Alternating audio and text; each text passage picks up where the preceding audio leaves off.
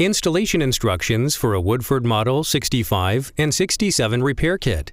Begin by shutting off the water supply to the wall hydrant. Next, remove the head nut by using an adjustable wrench and turn counterclockwise until the threads are completely out of the hydrant casing. Then remove the identification ring and keep this ID ring for when you rebuild the hydrant. Now take the T key and place onto the stem screw as shown here. Begin turning clockwise until the 5 threads have cleared the hydrant tube casing. Remove the C washer and place the stem screw back in by turning counterclockwise. Use the flat side of the stem screw to pull the operating rod assembly out of the hydrant. Then take a flathead screwdriver, or even a small pry bar can be used, on the flat side of the stem screw to pry out and then give a good hard pull. This will not damage the hydrant. By turning counterclockwise, you will remove the stem washer and both the plunger and yoke nut that are on the operating rod. Now place the plunger and yoke nut onto the existing operating rod.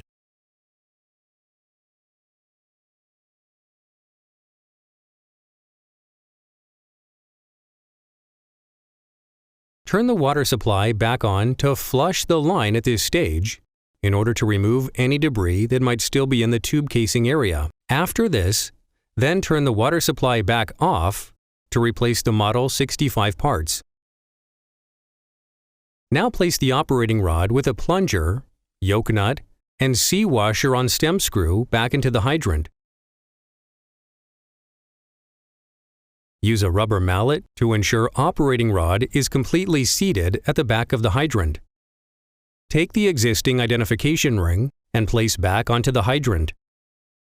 Then, take the head nut and thread into the hydrant casing clockwise by using an adjustable wrench.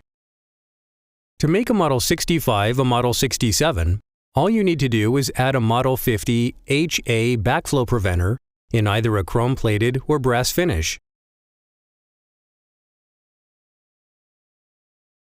Turn the water supply back on and test the hydrant.